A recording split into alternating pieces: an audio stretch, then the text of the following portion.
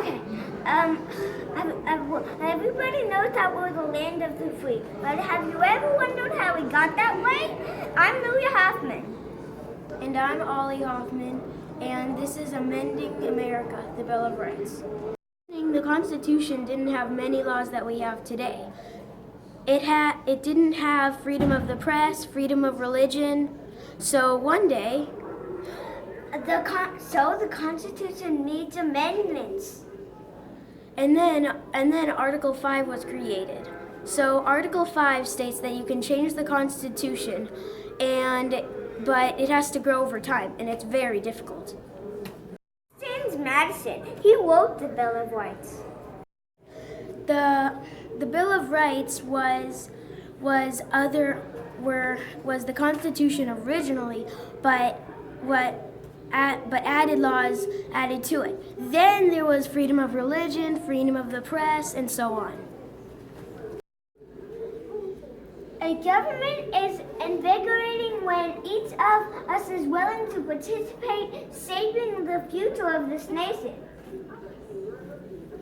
That was Barbara Jordan. She was the first black person to serve in Congress, and she said to President Nixon, "You're breaking the law you're breaking the law in the Constitution that no one can spy on Americans." It's 225 years old. The reason the Bill of Rights has lasted so long is because that we don't have to start a fight every time we want a new law or amendment added. Okay, so it was really, really hard to change the Constitution or add a new amendment. They made it possible. They had petitions. They had petitions, which were people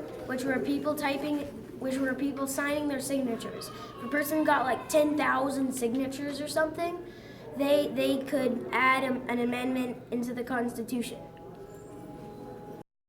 Getting a petition is just the start of getting an amendment. Nearly 11,000 tries to get an amendment in the Constitution or Bill of Rights have been made, but only 27 have passed. The other 17 have not been mentioned in the Constitution, but still are amendments. The First Amendment represented a lot of things. Like, a lot of people here got together to end segregated schools, and the First Amendment protected them. And again, the right to free press means that you can say whatever you want or write whatever you want. Okay, well, I'm pro-Jewish and I'm pro-Christian, but it's okay if I wanna, when I grow up, if I wanna have a different religion, that's okay, because the government can't choose what religion I have to be. Gives us the right to bear arms, and that means to have guns. Well, that was for militias, where people could fight on their own. But now we don't need militias, so it's a big problem whether we should cancel that amendment. The reason this third amendment was created was because back then we had a lot of wars, but now there aren't many wars, so we don't need this, and it's hardly ever spoken of.